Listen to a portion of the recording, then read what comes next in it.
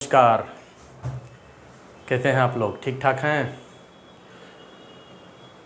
अब मैं जो वीडियो बनाने वाला हूँ आज से आगे, वो क्लास 10th के क्लास 10th के बच्चों मैथमेटिक्स पढ़ना शुरू करेंगे, क्योंकि बोर्ड एग्ज़ाम आने वाले हैं और तैयारी करनी है। तो क्यों ना मैथमेटिक्स के हम लोग क्रैश कोर्स करते हैं। और आज से स्टार्ट करता हूँ मैं। कुछ चीज़ें बताएंगे आपको। एक बार आपने मैथमेटिक्स की पूरी बुक पढ़ ली है, जहाँ तक मुझे उम्मीद है कि आप लोग मैथमेटिक्स के सारे बुक पढ़ चुके हैं इस बार, और अब तैयारी अलग तरीके से करनी है। देखिए, जानकारी के लिए एक तैयारी करते हैं और एक परीक्षा की तैयारी की जाती है। तो अब हम लोग जो हैं वो मैथमेटिक्स परीक्षा में जब क्वेश्चन पूछा जाएगा जो भी, उसको किस तरह से सॉल्व करेंगे, क्योंकि हमारे पास 3 घंटे समय होते हैं और उस 3 घंटे में ही सब कुछ करना होता है। तो हम लोग मैथमेटिक्स में ही शुरू करते हैं। आज कुछ चीज़ें बता रहा हूँ आपको। अगर आप लोग को पसंद आए तो आगे भी आप लोग कमेंट करिएगा, बताइएगा कि क्या करना है, मतलब आगे बढ़ा जा सकता है या फिर रोक ही दिया जाए। कुछ छोटी छोटी चीज़ें आज बता रहा हूँ आप लोगों को, तो उस पर थोड़ा सा ध्यान आप लोग रखेंगे। वैसे अब ये लगातार चलता रहेगा, क्योंकि मेरा ये टारगेट है कि 1 से 2 महीनों के बीच में मैथमेटिक्स के हर चैप्टर को हम लोग टच करेंगे, और उसमें से जो अच्छे क्वेश्चन हैं, जो बोर्ड मॉडल कह सकते हैं या बोर्ड में जो आ सकते हैं, उस तरह के क्वेश्चन पे चर्चा करते हैं। सबसे पहले हम लोग एक पहला क्वेश्चन देखते हैं। जैसे मान लीजिए, अभी हम लोग शुरू करते हैं थोड़ा सा मेंसुरेशन में।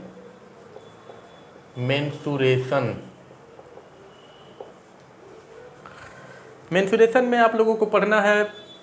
अगर आप लोग 10th क्लास के स्टूडेंट हैं, 10th ही क्लास के बता रहे हैं, तो मेंसुरेशन में हम लोगों को पढ़ना है, बेलन के बारे में पढ़ना है, शंकु के बारे में पढ़ना है। बेलन को हम लोग सिलेंडर कहते हैं, शंकु को कोन कहते हैं।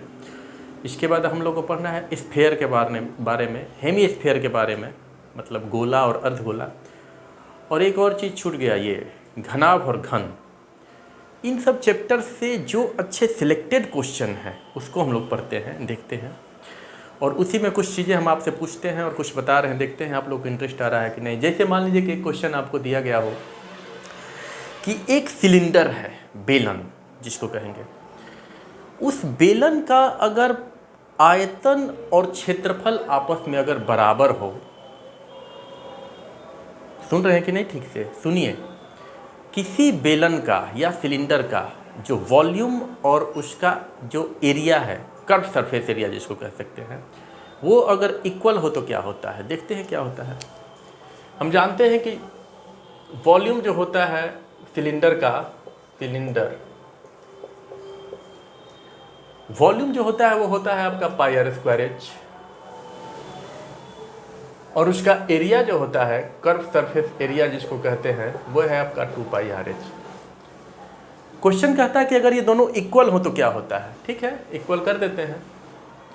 Pi r square h equal to 2 pi r h. दोनों तरफ पाई और पाई कैंसिल हो गया। इधर एक आर है, इधर 2 आर है, मतलब कि ये स्क्वायर समझ लीजिए कि कट गया, एच कट गया। एक बचा क्या हमारे पास, ये आर स्क्वायर है, ध्यान देना, आर स्क्वायर है, इसमें मतलब 2 आर थे, एक ही आर कटा है, तो ये आर इक्वल टू 2। इसका मतलब ये है कि अगर इस तरह के क्वेश्चन जो है वो 1 नंबर में पूछे जाते हैं, मल्टीपल चॉइस जो होते हैं ना, ऑब्जेक्टिव में इस तरह क्वेश्चन पूछते हैं कि अगर किसी सिलेंडर के एरिया और वॉल्यूम एक दूसरे के इक्वल हैं, तो बताइए कि रेडियस क्या होगा, त्रिज्या क्या होगा। यह हो सकता है कि पूछे दे कि व्यास क्या होगा, तो r इक्वल टू 2 हो जाएगा, और जब d निकालेंगे तो 2 इंटू 2 इक्वल टू 4। तो ये क्वेश्चन हो गया।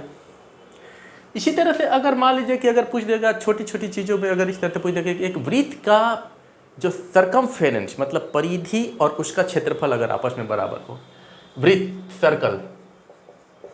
सर्कल में भी अगर पूछता है कि मतलब कि उसका जो एरिया है और उसका सरकमफेरेंस ये आपस में अगर इक्वल हो तो रेडियस क्या होगा। तो एरिया होता है पाई आर स्क्वायर और सरकमफेरेंस होता है 2 पाई आर। फिर कट जाएगा, ये से ये कट गया, पाई से पाई कट गया, आर इक्वल टू 2।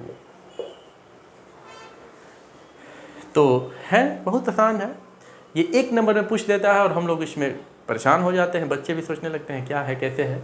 याद रखिए यहाँ पे त्रिज्या यहाँ भी 2 सेंटीमीटर आ रही है अगर सेंटीमीटर में लेते हैं तो, और यहाँ भी r=2 आता है। अगर ब्याज पूछता है यहाँ पर भी तो यहाँ भी 4 हो जाएगा। तो इस तरह से छोटी छोटी चीज़ें पूछती रहती हैं। और भी क्वेश्चन देखते हैं इस तरह से, अगर आप लोग को अच्छा लगेगा तो आप लोग बताइएगा। और इसमें अगर मान लीजिए कि अगर दे दे क्वेश्चन एक दे देता है कि 2 घन है, 2 घन का मतलब ये होता है कि 2 घन को हम लोग कहते हैं क्यूब, 2 क्यूब को एक साथ जोड़ दिया गया। 2 क्यूब हैं, मान लो कि ये क्यूब हो गए, सपोज करिए कि ये क्यूब हो गए और दोनों को एक दूसरे के साथ जोड़ दिया गया। तो जब दोनों क्यूब को जोड़ दिया जाएगा तो याद रखिए ये बन जाएगा एक क्यूबॉइड। ये भी क्यूब है, ये भी क्यूब है, लेकिन इन दोनों को अगर ऐड कर देते हैं, दोनों को जोड़ देते हैं, दोनों क्यूबों को जोड़ देते हैं तो हमेशा बनता है क्यूबॉइड। 2 घनों को अगर जोड़ दिया जाए तो हमेशा एक घनाभ बनता है। अब दोनों क्यूबों को आपने जब जोड़ा तो परिवर्तन कहाँ होता है, चेंजिंग कहाँ होती है? तो देखिए हमने एक क्यूब रखा, उसमें सटा करके दूसरा वाला क्यूब रख दिया, इसका मतलब कि उसमें जो चेंजिंग आएगी वो सिर्फ चेंजिंग होगी उसके लंबाई में, मतलब कि उसकी लंबाई बढ़ गई। अगर क्यूब की प्रत्येक भुजा ए हो तो देखो ये ए है, ये ए है, ए है, ए है, ए है, ए है, सभी भुजाएं ए हैं। हम जानते हैं कि क्यूब जो होता है वो 3 डायमेंशनल होता है, उसमें लंबाई चौड़ाई ऊंचाई वाली स्थिति आती है, लेकिन उसमें सभी भुजाएं ए ए हैं। तो आप ध्यान से देखिए यहाँ पे कि यहाँ पे इसका लंबाई बढ़ करके अब क्या हो गया, a + a 2a हो गया। तो सिर्फ लंबाई में ही परिवर्तन हो रहा है, मतलब कि लंबाई परिवर्तित हो गया। अगर आपको पूछ देगा कि इसका वॉल्यूम निकालो तो वॉल्यूम = हम जानते हैं LBH, किसका, क्यूब हो या क्यूबॉइड, वॉल्यूम एक ही होता है LBH। अब फर्क ये होता है कि क्यूबॉइड में LBH कहते हैं और क्यूब में क्या होते हैं, तीनों इक्वल होते हैं। तो वहीं हो जाते हैं LBH, जब इक्वल हो जाते हैं तीनों ए के तो वो हो जाता है ए क्यूब, आप सबको पता है। अब यहाँ पे क्या हो जाएगा, लंबाई हमारा हो गया 2a, चौड़ाई हमारा b है, क्योंकि उसमें कोई परिवर्तन नहीं हो रहा है, बस 2 सटा दिए हैं इस तरह से। चौड़ाई में कोई परिवर्तन नहीं, मतलब कि उसके ब्रीथ में कोई परिवर्तन नहीं, और उसका जो हाइट है, ये जो हाइट है उसका, उस हाइट में भी कोई परिवर्तन नहीं होगा, तो ये भी b हो जाएगा। तो ये हो जाएगा कितना, लंबाई 2a है तो b भी आपका a है और ऊंचाई भी a है, तो हो जाएगा 2a³। ये हमारा टोटल आयतन हो गया। ठीक, मतलब ये हुआ कि